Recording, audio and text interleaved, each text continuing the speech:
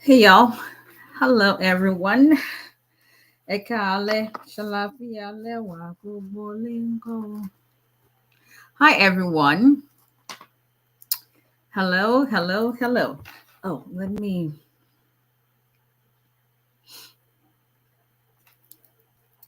Hi everybody. Come on in. Say hello when you come in. Facebook, I think so. Good evening, Miss Illinois. How are you?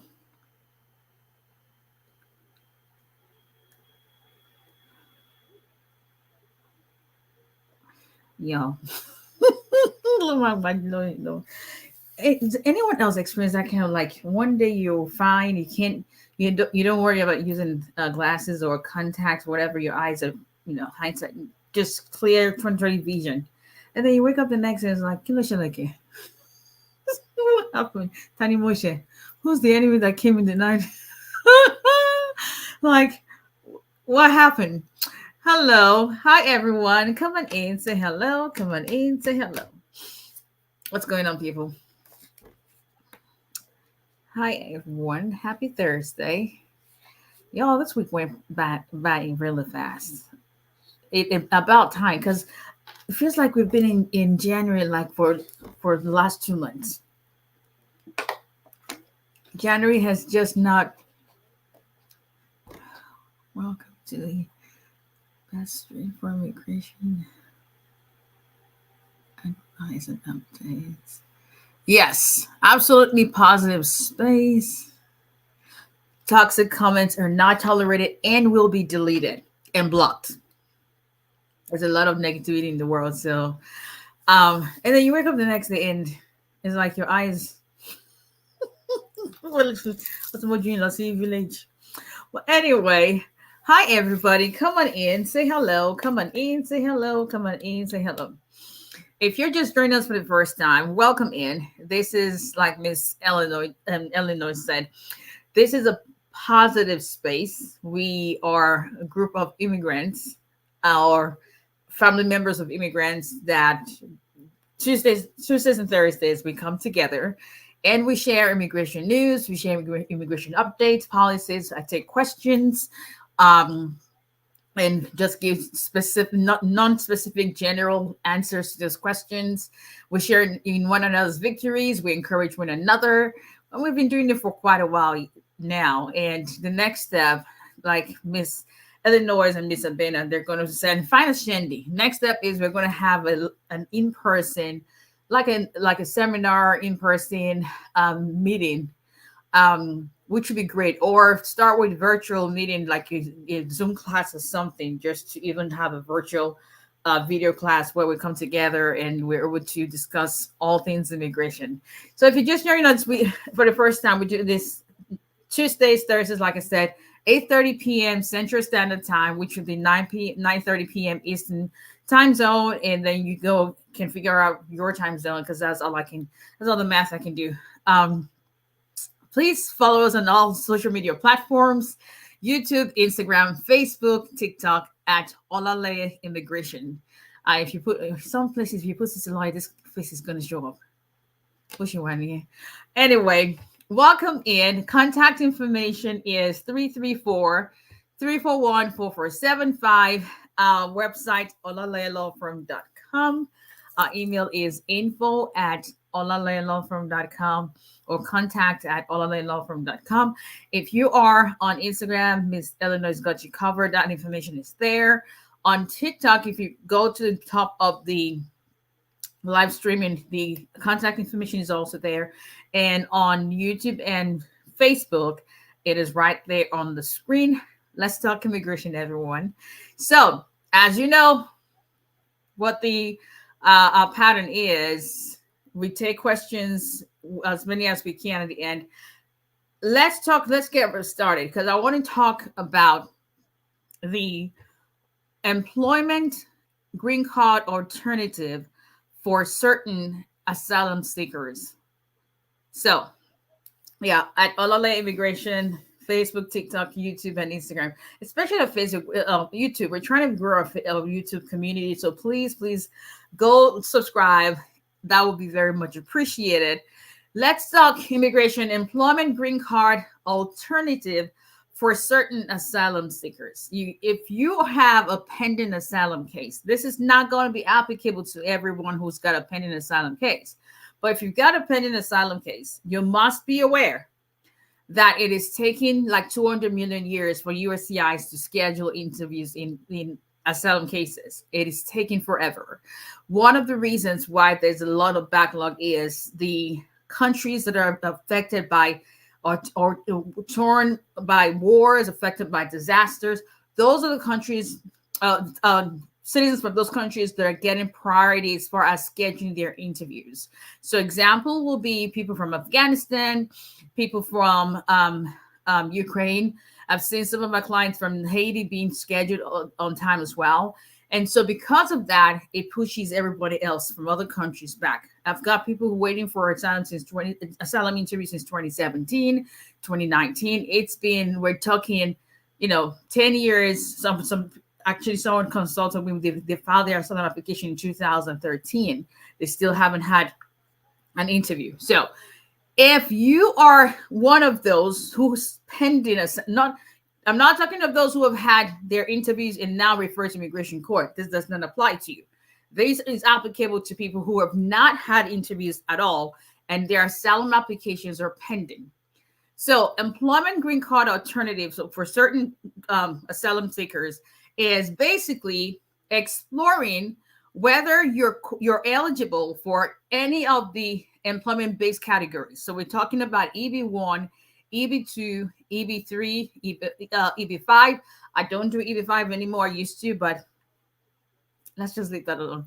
So EB1 and 2, well, all the EB1, 2, 3, you can't have employers file for you in the sense that they filed a petition. That will be the underlying basis for a green card application. EB1 and EB2, and EB just means employment base, and those are the categories.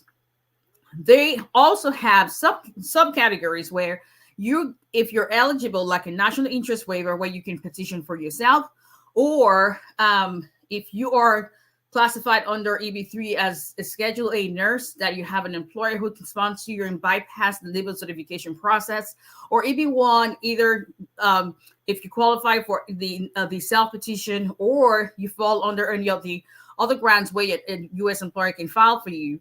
Any of those options that you may qualify for as it relates to employment-based petitions that leads to a green card process, that is something that you can consider if you have a pending asylum case. Here's how that's going to work. And you may lose me. I may lose some of you here, but just stay with me. So whenever you have a pending asylum case, it authorizes you to stay in the country. When you file your I-589 application, USCIS will send you a receipt notice. Your receipt notice will say, this authorizes, we received your application. This authorizes you to stay in the country while your case is pending. It doesn't confer on you a legal status. It's not giving you a lawful status. It's giving you an authorized stay. There's a huge difference in that. A lawful status means that you are in a specific non-immigrant status. Authorized stay means that we're not going to place you in deportation because we've given you permission to stay until we have made a decision on this case. Now, if you came in and B1, B2, F1, name it, and you maintain status at the time that you filed the asylum application, so meaning your I-94 had not expired when you filed your asylum application, but because you've been waiting, that I-94 has now expired after you had filed your asylum application, then you generally do not qualify, because the case laws that have been held is that if you're not in any valid status in the country, then you cannot adjust status. But here's the exception. So work with me on this. If you maintain your status up until when USCIS receive your asylum application, There is a case law, specifically, I want to say it's the matter of Orban, where this guy came in on an F1 visa. And then I want to say he and his family, and then he filed for asylum, and he still maintained an F1 visa for at least 2 years. After 2 years, he stopped maintaining the F1 visa, and then eventually he was able to get an employment-based, I think it was an employment-based petition filed on his behalf. His priority date became current, so he became eligible to apply for a green card. When he applied for the green card, USCIS denied the application. USCIS denied the application based on the fact that he had not maintained lawful status. So the argument in his case was not that there was no argument about whether his I-94 was still valid. That was not the argument. The argument upon appeal, because this was appealed to the Board of Immigration Appeals, and he actually won, and he was able to adjust his status, meaning file for green card. The BIA held that in his case, because USCIS had committed a technical violation, then it was not his fault that he did not maintain lawful status, because USCIS did not adjudicate his asylum application within a reasonable time. Now, that case, keep in mind, like I said, his case was denied by USCIS. So USCIS's position till today is, if you're not in a lawful non-immigrant status as stated under the Immigration and Nationality Act, then you're not eligible for adjustment of status. That would include people who have pending asylum applications. In his case, however, BIA sided with him, saying that 2-year period he had where he still maintained an F1 status, but for the delay by USCIS, he could have easily had an asylum case. There's no guarantee it was going to be approved, but that was enough time for USCIS to have decided his asylum case. And based on USCIS's failure to decide on his asylum case during that time frame, then that was considered a technical violation. This is where it gets tricky. It is not applicable to everybody in every state. So this was just in his, because since that opinion, since that decision, there have been other people who have filed adjustment status based on filing an asylum while in valid status, and USCIS taking so much time to adjudicate that they get employment-based petitions approved on their behalf, file green card applications, and they've been denied. And the BIA has also said it's not a technical violation. So it comes down to very, very specific each person's case, because if they do not find that USCIS committed a technical violation, meaning you maintained lawful status, but because USCIS delayed, you were not able to adjust status or get their asylum adjudicated, so it's their fault. That's just one out of a whole lot of cases. Now, here's the main thing. He maintained status up until when he filed the asylum, even past when the asylum was filed. Where this is applicable to everyone is this. If you have an I-94 that was still valid when your asylum application was filed, or if you filed your asylum application no more than 180 days after your I-94 expired. Two scenarios here. You either filed your asylum application before your I-94 expired, example, before your B1, B2 authorized stay I-94 expired, or even if that stay had expired, meaning your I-94 expired, but you filed your asylum application within less than 180 days from when your I-94 expired, USCIS most likely will still deny if you filed an adjustment of status based on an approved employment petition, but you will not accrue any unlawful presence. As long as you have not exceeded 180 days, you will not accrue unlawful presence. And here's an alternative. So, like the case that happened, there was another case, very similar fact, but the AAO held that because the person had not maintained lawful status, meaning even though they filed their asylum before their status expired, they had not maintained any other status during the pendency of their asylum case, then they were not eligible for adjustment status. But if you had an I-94 that had not expired when you filed, or you had not been out of status for more than 180 days, you can still be able to pursue an employment-based petition. Either it's a self-petition like a national interest waiver, or an employer-sponsored petition, either an EB2, EB1, EB3. When that petition is now approved, you have the option of actually going to a third country, a country separate from the country you're seeking protection from, and applying for immigrant visa at the embassy or consulate without the need for a waiver of unlawful presence. Because whenever you file for asylum, from the time USCIS receives your I-589 application, it tolls your unlawful presence, meaning it puts a pause on it. And during the time your asylum case is pending, you are not accruing any unlawful presence. So as long as you have not triggered any permanent bar, you haven't triggered the 3-year bar or the 10-year bar, then you remain eligible to apply for an immigrant visa after the approval of an employment-based petition at an embassy, consulate, and then come back in. But before you leave, here's another important part. Before you leave to apply for an immigrant visa, it is absolutely important to apply and receive advance parole before you leave, just in case. If the embassy decides they were not issuing an immigrant visa for whatever reason, at least you've got a backup plan meaning you have an advance parole that is valid based on your pending asylum. So can you file advance parole based on your pending asylum? Yes. So you have a valid advance parole that you travel with. If the immigrant visa does not work out as expected, you've got a way to still come back into the country and resume your asylum application. If the immigrant visa is granted, then you're going to come in as a permanent resident, and then you get your green card. It's also going to trickle down to your children. Example, you're the principal applicant in an asylum application, right? And you filed that application while your B1, B2 visa was still pending and it was still valid. Your I-94 eventually expires, but asylum is still pending, right? You haven't been referred to immigration court, so that means you have not accrued any lawful presence.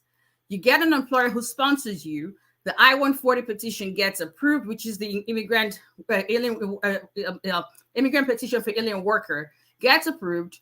And then based on that approval, and because you had not accrued any lawful presence, you leave the country, apply for an immigrant visa, you come back in, your spouse and all your children under the age of 21, when you come back in, they're also able to go and do the same thing. Meaning, since you all would have come in, as long as no one had overstayed more than 180 days, everyone would benefit from you being able to get that employment petition approved, getting your immigrant visa. And once you get your immigrant visa, every member of your family that is attached to that pending asylum application and also had not overstayed more than 180 days will also become eligible to either adjust if there is an exception in your case, like a technical violation, or become eligible to apply for immigrant visa at the embassy.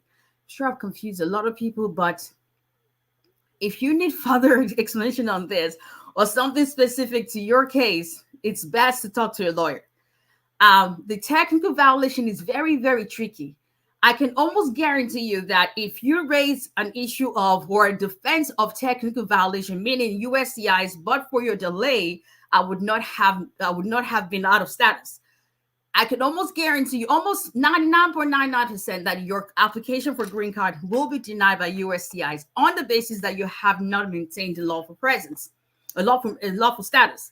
But then you may have an opportunity to appeal that. And if you win based on technical violation, then you may become eligible to adjust your status.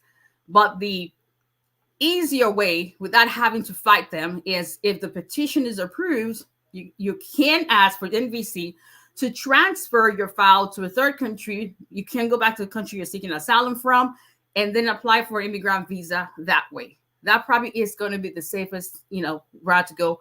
But making sure that before you leave the country, you're applying for an advanced parole, so that just in case, you need to share one embassy, another option, like that kind of thing. So it's just something that people who have been waiting for years, waiting for this asylum interview, still trying to figure out. And most of the time you have families who are together, and so you're stuck basically just waiting.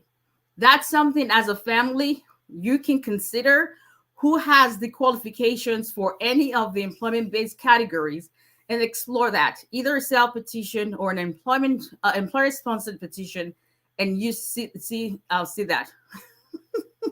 Slow down this. So, but if you need something more specific to your case, then it's best for you to just schedule a consultation. It's just an alternative for you if you've got an asylum case pending, to see if that is an option or a way to get your green card, rather than waiting for the next 200 million years, because you don't know how long it's going to take. So that's all she wrote. Have I confused everybody? Most likely. However, it is doable. Very, very much so doable. Okay, so let's get to questions to take as many as we can. Disclaimer: general information, nothing specific to anybody's case. No, don't say that. All right. Okay, let's see. Hello, Mr. Joel. Sending documents. Okay. Did you send it from your email? I must have missed it. Or where did you send it from? When was that? I'll check. Was it from your email, or did you fax it? What? Hey, Diane Signatures. Hello. Happy Thursday, Miss Giwa. How are you? Hello, Jimmy Blessed. Happy New Year to you as well. I had some people I was just seeing for the first time this year in court. I was like, Happy New Year, like it was end of January. Well, it's still Happy New Year. Can you face on? Okay, let's see. Not too many questions on Facebook and YouTube. Okay, let's go this way.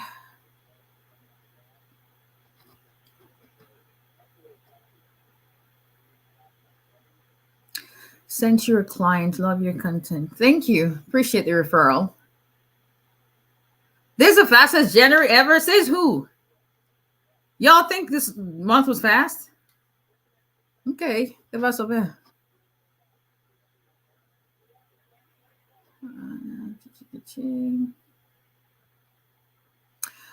is approved. How long is the wait for green card? Thank you. It depends on if your case is going to be scheduled for an interview.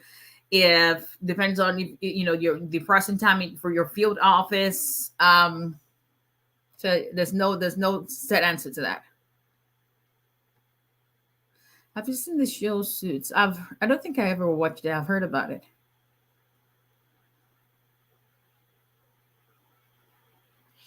If I change my lawyer before 6 months of my individual court date, is that any problem? It's not like it's going to be a problem, but I mean, you have a right to do that, but there's a process that that you have to follow, and that may take a while. So if you're going to do that, the earlier you get on that, the better. And please, can we please not put the same question 200 times? Understand this: if you have your question written more than once, I will skip the question. Because it's not fair to other people who are.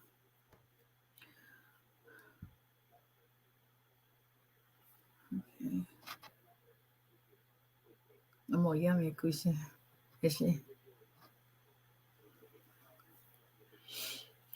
My parent got through to come to the USA. How to go about pay for the green card? Sit down with the lawyer to figure out their options. How long does BAD take to get approved? About 3 years.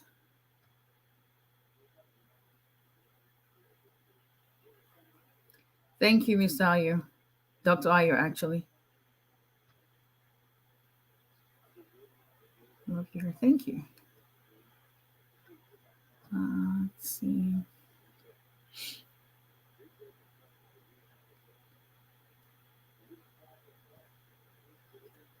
I filed for removal of condition from August 2021. Still no update. What can I do?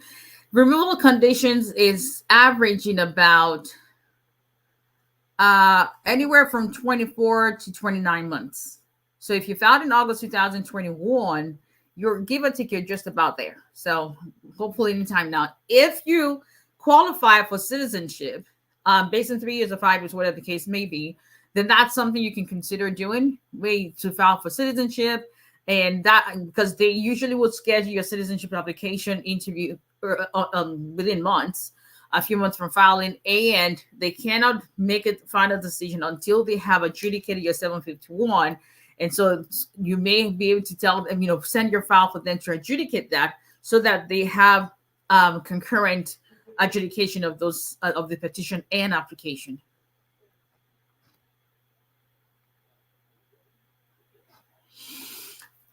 I have been granted asylum already. Congratulations. Do I still need to apply for work permit? Generally, you don't. Your I-94 as an asylee is proof that you're authorized to live and work in the United States. However, not every employer understands that. Also, some people just feel more comfortable getting their A5 category work permit. So you're eligible to file that, but it's not required.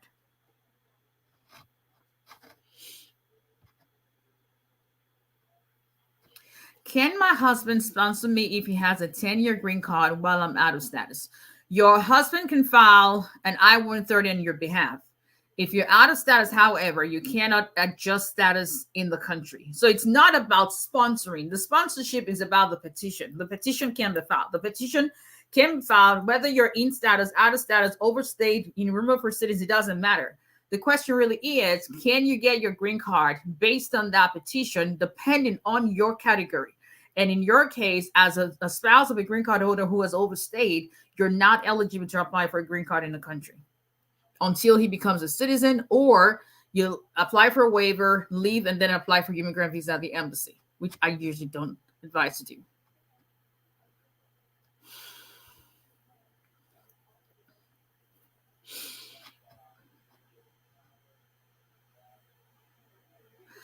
I-45 was filed for me, but I do not know on what grounds. My lawyer lost all my notices, so I'm lost.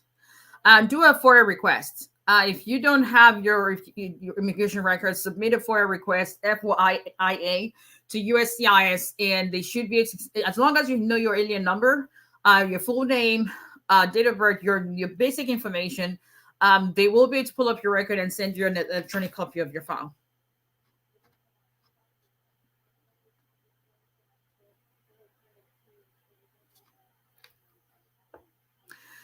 When can you remarry your ex-spouse after today's intro? I think you asked the question on Tuesday, so same answer. My sister got her working authorization, Social Security card, but the green card is not billed. What do you mean it's not billed?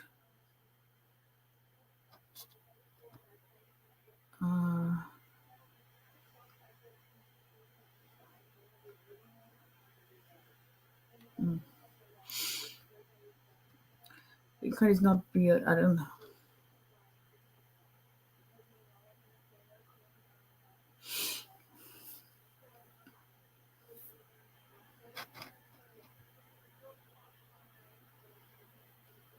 Okay. Someone stole my I-94 and traveled it back to my country. Is it possible for me to get a green card? What do you mean to travel your I-94? I-94 is issued when you come into the country. So meaning you come into the U.S. unless you're given I-94 based on being an asylee. So what do you mean they stole your I-94 and traveled with it?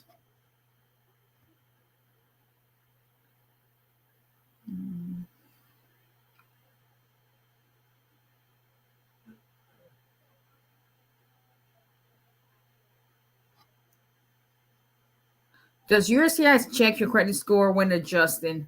They can, but it just depends on if they have any reason to believe that you may end up being a public charge. But it's not something that is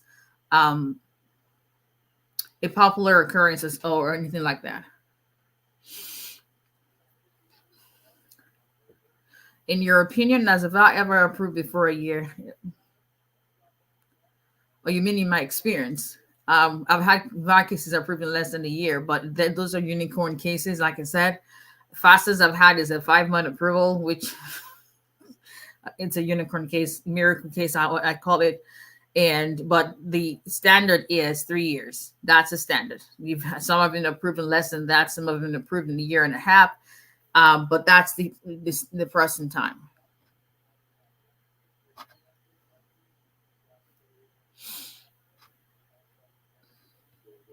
Can an undocumented child's case be expedited because of medical condition? You can request for USCIS to expedite anything. The question is, do you have evidence to back up your grounds for expedition? Do you do prenuptials in the state of Alabama only? Prenuptials will be domestic relations cases, and that's not a federal practice. Can I be out of my F1 status after filing for adjustment of status? I usually, if you don't have to be out of status, then you still can maintain your non-immigrant status, is always preferable. But if you've already filed adjustment of status and you are already in where you were actually eligible to do that, then if you are out of status, as long as you believe it is a strong case, if it's a marriage case, that you've got a strong bona fide evidence, then there's no requirement for you to maintain status. Disclaimer again, general information. So there's no requirement to maintain status once USCIS has received your adjustment status application. But if you can still maintain status, why not?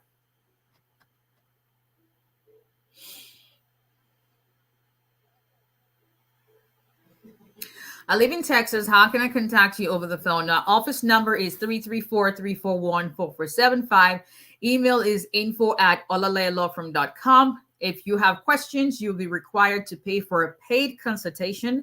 I don't offer free consultations. Ever. I don't ever plan to, never will.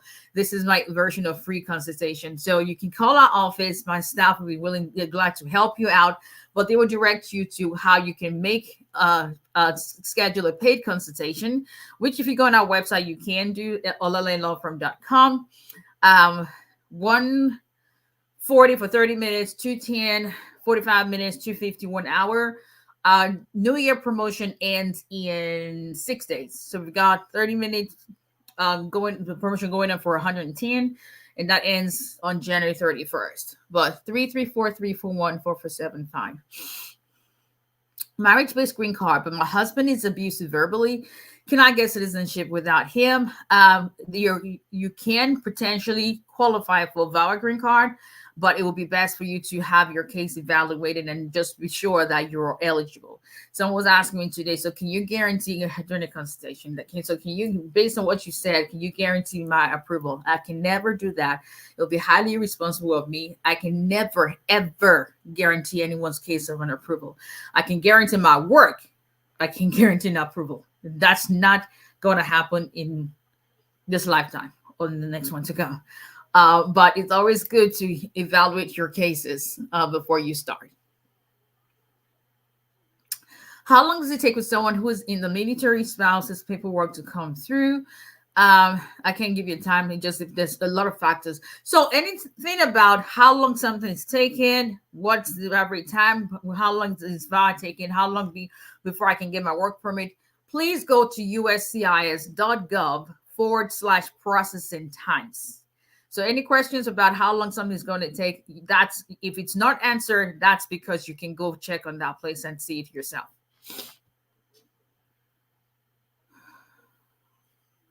Is it mandatory for me to stay with my spouse while filing for me?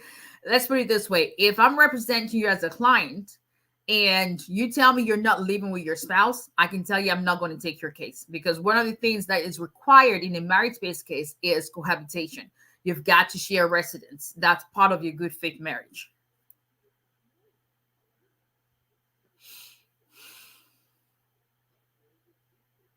Let's see. Can you tell about Asylum interviews? What do you want to know about Asylum interviews? Okay.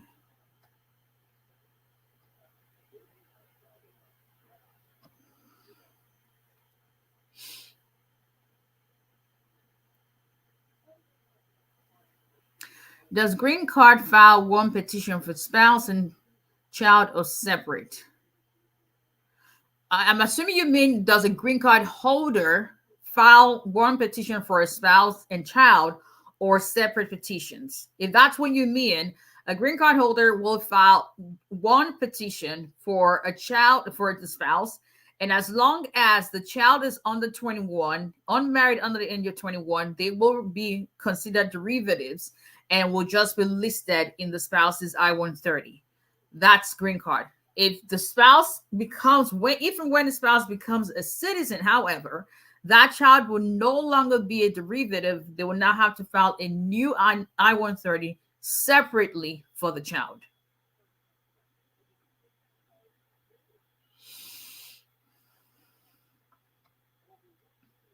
Do you think if Trump is president, it will be easy to become citizen from a 2 years PR? Do I think if Trump becomes president, it will be easy to become? So we're talking about the same person who banned a whole group of people because of their religion, banned people from my country because they said we're scammers and thieves and all that. And that person is going, okay, let's just leave that alone.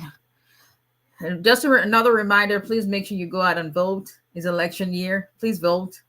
A lot of us, our lives are affected by what the administration that is in power still. Let's see. Okay. All right. So I can, what's the time? We'll see if we have enough time to come back in. Mr. Joe, from your email. Okay. Hello, Miss Dana. How are you? Thank you.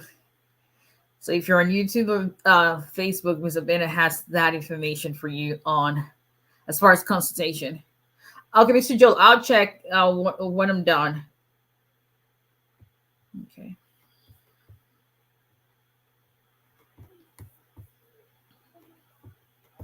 All right, let's go to. Thank you, Finest Shandy. Thank you. Thank you. Let me clarify. Make sure you vote, right? I'm assuming you all know that is if you're a citizen. Just in case you need clarification. If you are a citizen, citizens are the only ones eligible to vote in federal elections. So for those who can vote for the president, you've got to be a citizen. There are some states where for local elections, some local elections, permanent residents can vote. Some. I cannot tell you what states or what races those will be. That's something you'll find out in your specific state of residency. But for presidency, you've got to be a citizen. If you vote in the presidential election and you're not a citizen, please understand that is a permanent bar from ever getting the green card. So thank you, Finest Shandy. Who was vote in Yoruba language? Can you vote in Yoruba language?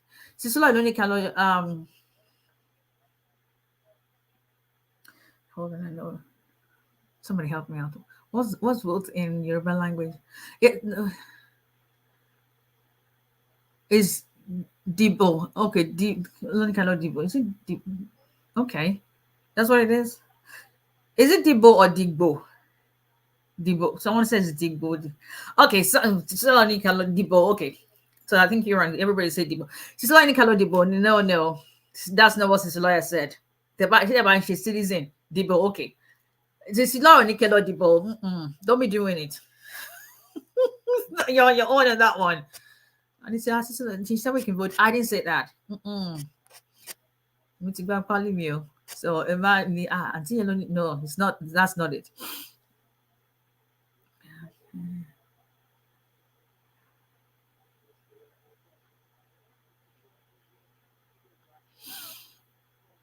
Let's see. You feel the month went by fast? Like January's faster than our regular. Really? Well, highly recommend Antonia Cece. She is very good at her job. Thank you. Let's see.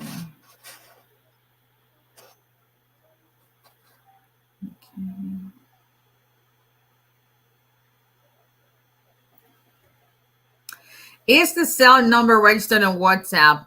Phone number is 334-341-4475. Same number on WhatsApp. We have someone who is available to chat with you on WhatsApp as well. But keep in mind, nobody apart from myself is able to give you any legal advice. And the way I can give you legal advice is when you pay for my time. So those who are going to give you information on WhatsApp or when you call, they cannot give you legal advice.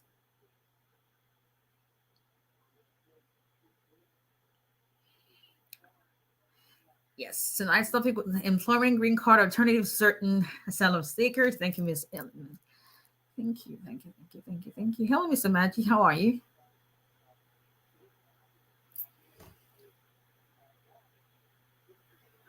I responded to annoyed and my case status changed to case being actively reviewed. What's your advice?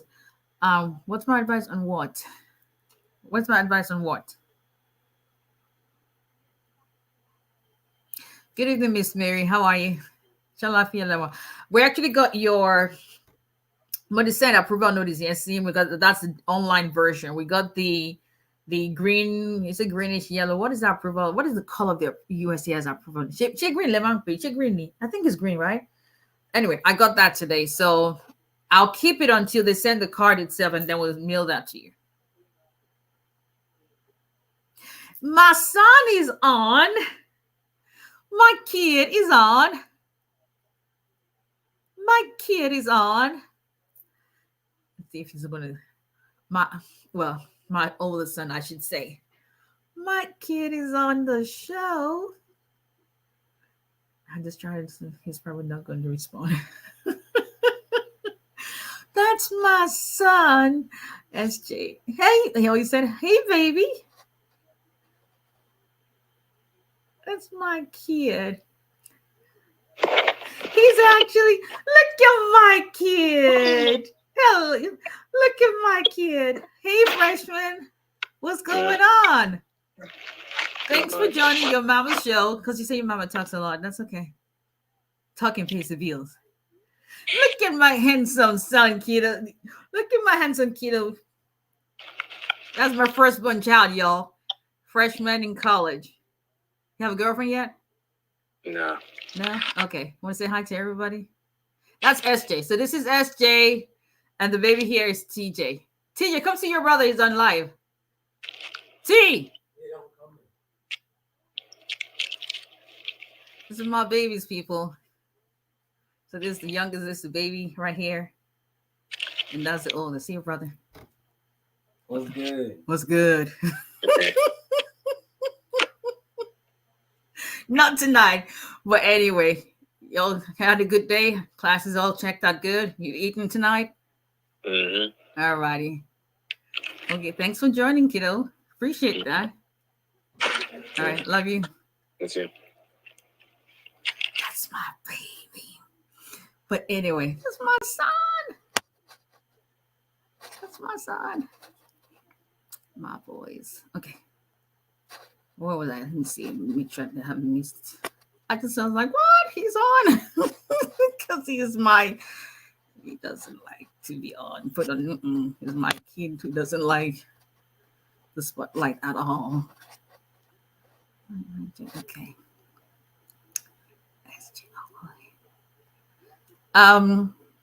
Let's see.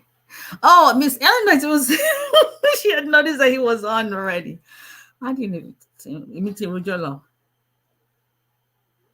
Alrighty.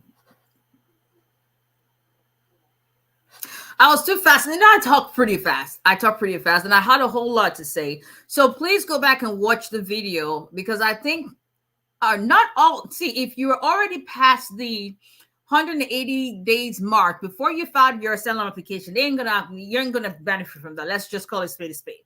But based on what I explained, if you fall within those categories and you have an attorney to have an employer sponsor you or self-petition, that may be a faster way to actually get your green card than waiting forever for an interview date. You don't even know when that's going to be. So this video will be up on all platforms, so you can go back and watch it and see if that applies to you. Can I travel with advance parole while that is pending? General information, nothing specific to anyone's case. As long as your advance parole is valid, then and you come back before it expires, you should be fine. Generally. And we represent immigration clients in all states. It doesn't matter what state you live in. Immigration is federal practice. So I'm licensed in Alabama and also in New York, but I can represent you in any state in immigration matters only because it's federal practice. Just an FYI. Financially, I'm not confused.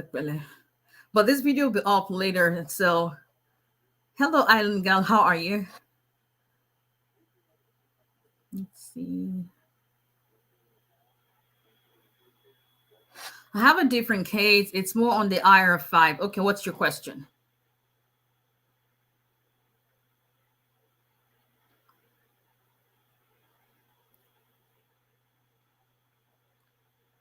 Can I change my lawyer when you're about to renew your EAD? Your EAD, you have to keep in mind that if it's based on a pending case, like a marriage-based case, for instance, I just don't renew EAD that another lawyer is on when that whole case is attached to another lawyer. I just don't do that. So I think it would just depend on the lawyer, really.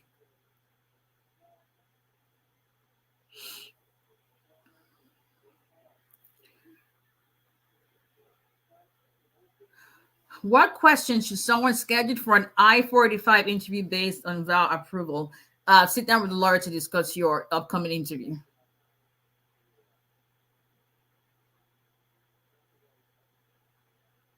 Is it possible to change the visa class from F11 to IR5 if a mistake was done during the application? You want to sit down with the lawyer and have a consultation so they know that you have to understand not every question is yes, no. There's some things that you need more information to be able to know exactly what the background story is to make an informed decision or give you an advice.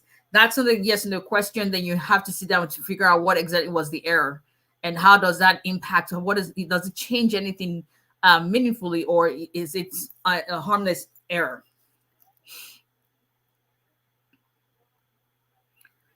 Let's see.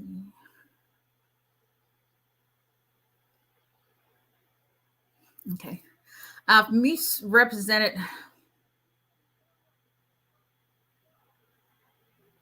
Misrepresentation and fraud in 2017. Got divorced from military spouse. Am I still eligible to file for VA? I never filed for waiver because I don't know about it until recently. You have to sit down and talk to a lawyer. Whether you're eligible for now, let me ask you this: the divorce, is that the military spouse that you divorced in 2018? My underscore. I won't say the rest of it. The military spouse you divorced in 2018, was that the abusive spouse? If that was the abusive spouse, then you do not qualify for VA. That's a straight up answer. There's no, because you only have a 2-year window after a divorce to file for VA. Once it's more than 2 years after the divorce, you're out of luck for your VA case. Unless you married somebody else, and then that's the person you're talking about. If you're talking about that military spouse that you divorced in 2018, that's 5-6 years ago. No, you cannot.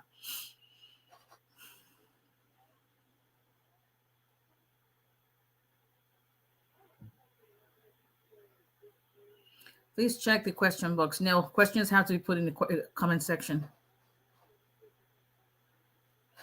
The more you know. Oh, so Bill. And see too much in life and really can. No. No. I need your assistance with my VA case. Contact my office so you can set up a consultation. 334-341-4475. Lydia's good in texting and responding to text messages, or if you call us, but it's just faster on either WhatsApp, or you can actually text directly to our office number as well.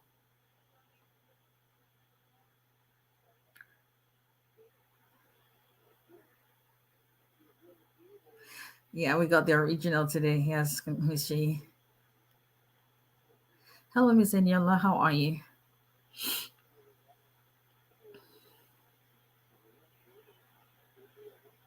He's like, Mom, please, not tonight. Exactly. I'm bringing things. I requested for him to join, and he did. I was just surprised that he did because, like, oh, Lord Jesus. But that's my first love right there. It's nothing like a first son and his mama, right, Finance Shandy? Like it's nothing like it. I'm telling you, first sons. I mean, TJ and I. Like I always say, I have peculiar relationships with my sons in the sense of I love my sons equally, but I love them differently because they don't have the same personality. I hope that makes sense. So love is equal. It's just in the different. It's expressed differently because they love differently as well. Yeah. If your case is referred to immigration court and the court date is 2028, you're advised to wait or look for another path to the green card. Sit down and see what you may qualify for. 2028, that's still 4 years from now. But just see what you may qualify for. I remember when SJ was in, I think it was middle school. SJ, my oldest, who just came on. And, the first time they created emails for them in middle school, yeah, sixth grade. And it said class of 2023. I was like, when is that going to come? 2022 was last year, graduated from high school. It goes by really fast. But if you've got alternatives, like for instance, Miss IJ, let me just say IJ, I don't want to say her full name.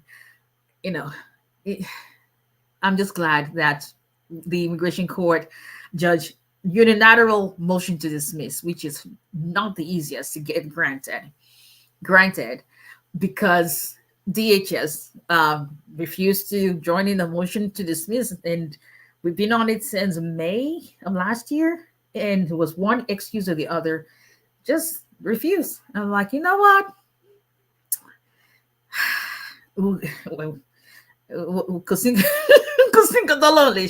Was I scared? But let's just leave that alone. But and I spoke with her like, listen, this is my strategy. She goes, sister lawyer, I know, because if I only take on cases that are easy, then I would be able to say I have 100% success rate easily. But I have the attention span of a 2-year-old, and I don't see how I can grow and be able to learn more about that. Obviously, we do CLEs, we do research, but I don't do safe. That's just me. I've just never been the safe kind of person, even outside of legal practice. So I told her, like, we're going to take it, but this is one-sided. File a motion to dismiss. Had it a cover brief with it, put all our evidence together, filed it back in December before Christmas. Every single week I've been checking. I was like, oh Lord, because we actually had the risk of the judge denying and possibly even ordering removal based on the circumstances of the case. And it was really, but I thank God. It's not anything. It's a wisdom and knowledge that God gives. And so when I said, I didn't even know it had been approved dismissed for a whole week. Can you imagine? And today I was actually talking to her. We're talking and we're still trying to figure out, like, come think, I haven't checked it this week.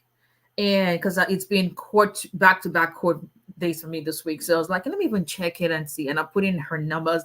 We just started screaming together. Like, no. So you just never know if you've got something, another immigration relief that you may be eligible for outside of immigration court. Then speak to your lawyer and see what your options are. He's shy. He's my shy kid. He's not the social butterfly. We know who that one is. But my oldest kid, he's his mama's child. Like, people see, like, Auntie Rodro, my profession, I talk. Personally, I'm more of a homebody. Like, you have to literally drag me to go out. I love my bed. I love my Netflix and chill whenever I have the time, because this is where you'll find me most of the time. Doing immigration stuff. And like, but I when it's time to play, I play hard too, because one life to live. Our joy shall be full over our children in Jesus' mighty name. Amen. Amen. Amen. So shall it be for all of us. Amen. Amen. Amen. Do you represent people in valid case in all states? Yes.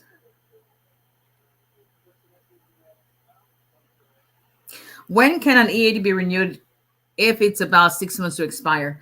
Yes, as long as it's not more, you don't have more than 6 months on it. If it's 6 months or less, then you can renew it at that point. Okay, yes, you divorced in 20, so that's the abusive spouse, then you don't qualify for that. There's no need to pay consultation for that. You're out of the 2-year window. So at that, there's nothing you can benefit from that particular marriage. I'm sorry to hear that. Unfortunately, the law is you have 2 years from the divorce to file. Okay. Absolutely nothing like you, just like my son. I'm telling you, that's why I said fine, because she can someone who got married to American citizen apply for asylum due to separation? So if you are, I'm not sure I understand what you're asking, but if what you're asking is the marriage doesn't work out, then the person is not filing the going through the immigration petition for you anymore, then before you consider asylum, then you want to figure out, make sure you've been screened for a possibility of a valid case. If not, then you want, next thing is, how long have you been here? If you're considering asylum, is the separation going to be part of your changes in personal circumstances exception? There's a whole lot that, so it's not just a straightforward answer.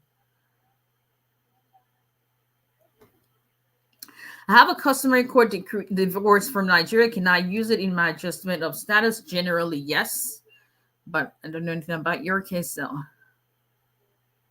What does prima facie really mean in black cases? In a nutshell, prima facie determination is USCI is telling you, we reviewed your case, we've done an initial review of your case. Based on the initial review, it makes a prima facie case in the sense of, on face value, it is approvable. But because we have not done an in-depth review, we're giving you this so that you can go on with life and apply for public benefits based on us finding that it's approvable. Then we get to now, an in-depth review. But before we get that, we're going to keep sending this to you until we make a decision. That's prima facie in a nutshell. That does not say no, thank you. You're welcome, friend. Okay, 1 hour. That's usually what I'm trying not to exceed. So we will Debo. Okay, Debo. You can't tell my everybody's something. Yeah, I got A in your real language back in Nigeria. I've told you that story. Just leave it. When God decides to favor you in spite of, that's what happened then. It's gonna be, wow. It just occurred to me. It's gonna be 30 years. I graduated from high school, what we call secondary school, this year. 30 years, 1994. Oh my gosh. I think I was one of the youngest, if not the youngest in my class. I was 15 when I graduated high school. And I use that and I tell my kids, like, I was 15 when I graduated high school.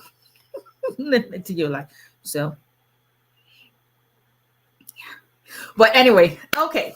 So one thing I was telling someone today, and there's a consultation we had. And I told her, like, listen, I know you've been through a whole lot. And she's actually been through a whole lot. But I said, but you can start to change what your future looks like by you changing what comes out of your mouth. Because we had a 45-minute consultation, the whole 30 minutes of it, based on what she had experienced, it was just nothing positive. It was just not complaints, but just really, really almost bordering on someone who is having nervous breakdown. And I said, you're a woman of faith, and I know this is not the time. It's probably hard to see your where's God at this point. But just like the Bible says, the power of life and death is in the tongue. In order for you to be able to see a change in your future, you've got to speak that change into it. You may not see it immediately, but you've got to change what you say. when you begin to speak life and not destruction, you begin to speak positivity and not negative thoughts, even if you're not seeing what you're speaking, your mindset begins to change. And by God, things begin to change because there's some things I will, there are a lot of things that we don't see in my household because words are powerful. In this journey of our immigration process, I'm want to be mindful of telling my clients that because Miss A's case ended up this way doesn't mean your case is going to be, even if you filed on the same day and filed the same darn thing, you're not running the same race. You're not going to have the same journey. You don't have the same destiny. And because you don't have the same destiny, speak what you want to happen into your destiny. And that is what you begin to leave, and leave what other people are doing. So we may not have the approval that someone else had at the same time they filed. Yes, but don't let that be a distraction from what you need to focus on, and keep speaking into your own destiny, into your own journey, so that it becomes reality. It becomes a case where you can use someone else's testimony as a point of contact in prayer on yours, but speak what you want into your future and see how God is going to turn that around. This is a long journey for most of us. I have been through it. I know what it feels like. This is not someone practicing immigration just because it gives me a living. Yes, that is it. But I chose this area of practice because I can relate.